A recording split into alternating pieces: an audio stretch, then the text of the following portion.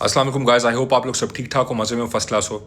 अब कल मैंने आप लोगों को जब बेयर फ्लैग ब्रेकडाउन हुआ, मैंने अपनी कम्युनिटी के अंदर भी पूरा दिन रुका और एग्जैक्टली 65.5 का मैंने आप लोगों को बताया, वीडियो में लिख के छोड़ा और वहाँ से भी हम लोगों ने लॉन्ग पकड़ा। जो इस वक्त BTC की प्राइस 67,087 है। इंशाल्लाह इसको BTC कायम दायम रखे तो BTC 71K की तरफ इस वक्त जा सकता है। आज की अपडेट है वहाँ पे लॉन्ग्स को शॉर्ट्स को ग्रैब करने के लिए और शॉर्टर्स को लिक्विडेट करने के लिए। ये मेरी कल की वीडियो थी और यहाँ पे मैंने लिखा 65.5 के critical floor for 3 month support, bear flag breakdown, और हमें एग्जैक्टली वो प्ले आउट होते हुए मिला है। और 20 मई को मैंने वीडियो बनाई थी जिसमें आप लोगों को बताया था कि वीकली BTC की इनगल्फिंग कैंडल है, तो क्योंकि वो इनगल्फिंग कैंडल बन रही है तो इस वक्त हम 65.5 को भी टेस्ट कर सकते हैं और वो चीज़ भी बुलिश होगी। इसका मतलब ये नहीं है कि हम बेयर रन में चले गए हैं। उसकी सबसे बड़ी वजह यह है कि 200 मूविंग एवरेज कायमो दायम में अभी जो 62K के ऊपर है, उससे नीचे का वीकली क्लोजर हमारे पास एक अल्टीमेट बेयर अलार्म होगा।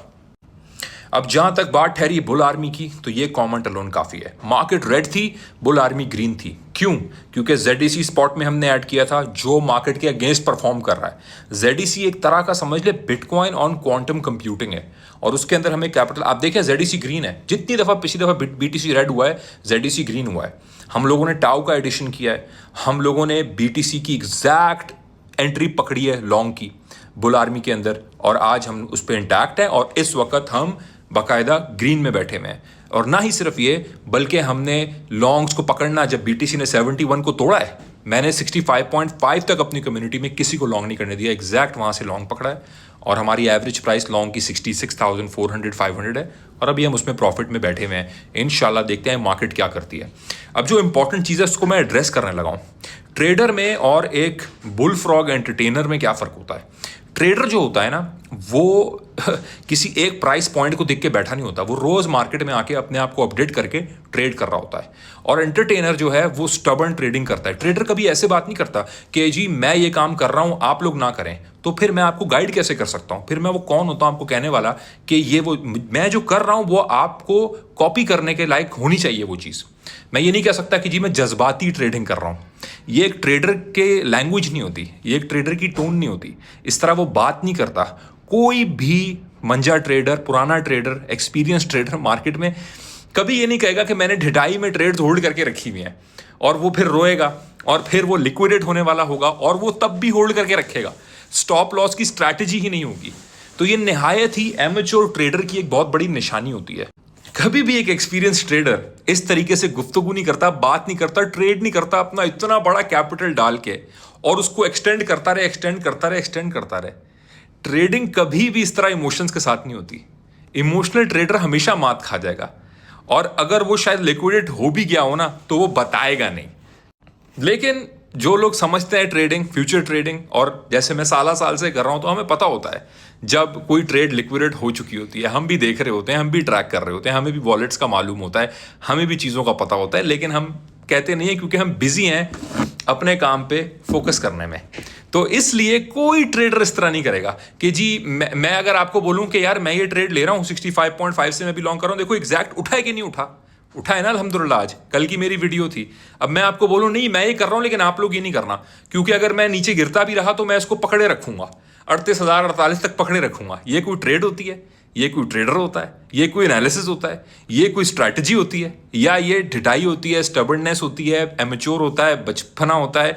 और आई डोंट नो भाई, इतना फ्री का पैसा किसी के पास नहीं है। हक हलाल का लोग कमाते हैं और हर एक ट्रेड मैटर करती है और हर एक ट्रेड प्रॉपर रिस्क मैनेजमेंट के साथ की जाती है। जो नंबर 1 चीज ट्रेडिंग के अंदर हम लोगों को सिखाई है हमारे मेंटर्स ने, वो ये थी कि रिस्क मैनेजमेंट करो, अपने कैपिटल को प्रोटेक्ट करो, अपने कैपिटल को मार्केट से सेव करो। ये मार्केट आपका कैपिटल आपसे छीनने के लिए बैठी है। तो अगर मैं ऐसी ट्रेड्स लेने लग जाऊं जो ऐसी एग्जाम्पल ट्रेड्स हो, एग्जाम्पलरी ट्रेड्स हो, जहां पे मेरी लिक्विडेशन हो रही हो और मैं बोलूं यार हो जाएगा लिक्विडेट, और मैंने महीनों से एक ट्रेड होल्ड करके रखी हो और पूरी वेव को मैंने मिस कर दिया, गलत हर कोई हो सकता है लेकिन स्टबर्न ट्रेडिंग नहीं करनी चाहिए। इसीलिए मेरे जितने भी मैंने आप लोगों को प्राइस मूवमेंट्स दिए हैं वो क्लियर रहे हैं।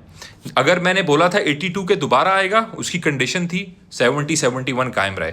साथ ही मैंने कहा था 65.5 तक भी हम जा सकते हैं, हम चले गए। 20 मई की मेरी वीडियो उठा के देख लो, कल 65.5 का कहा है, आज वहां से हमने स्विंग लॉन्ग पकड़ लिया है।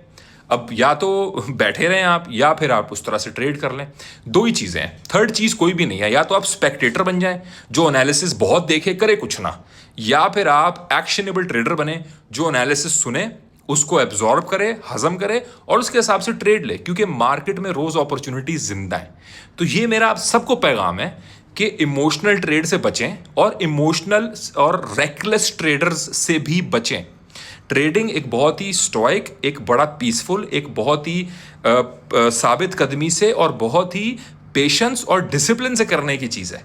ये ऐसे रेकलेसली करने की चीज़ नहीं है। तो मेरे कम्युनिटी के अंदर जितने भी ऐसे लोग हैं, मैं उनको ये तंबी करता हूँ और उनको ये कहता हूँ, अब मेरे लिसनर्स को भी, कि रेकलेस और इमोशनल ट्रेडिंग से आप लोग गुरेज करें, बचें। अब बीटीसी अगर 65.5 को तोड़ेगा, खासतौर पे 62 के को तोड़ेगा, तो मैं सबसे पहले आके अनाउंस करूंगा कि यस 55 से 52 हमारा नेक्स्ट टीपीएस शॉर्ट का। मुझे कोई परवाह नहीं है कि बेयर है या बुल है, मुझे ये परवाह है कि मेरी अभी प्राइस मूवमेंट के हिसाब से मैं क्या ट्रेड लूं, और आपका भी यही गोल रोज होना चाहिए। That's it. इसके अलावा और दूसरी चीज़ कोई मैटर नहीं करती।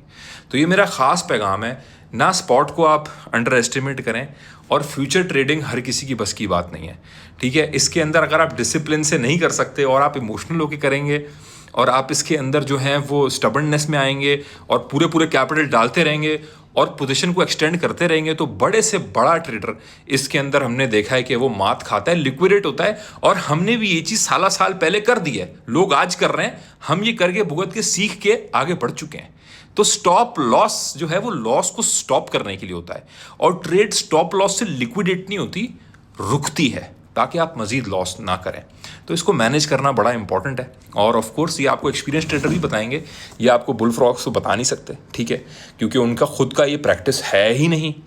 तो ये सारी की सारी बात है। और अभी देखते हैं मार्केट क्या मूव्स लेती है। कुछ मैं रिसर्च कर रहा हूँ इस वक्त बीटीसी की प्राइस एक्शन पे, और आप लोगों के सवालात के जवाब भी उस हिसाब से मैं दूंगा। थैंक यू सो मच, जज़ाकल्लाह।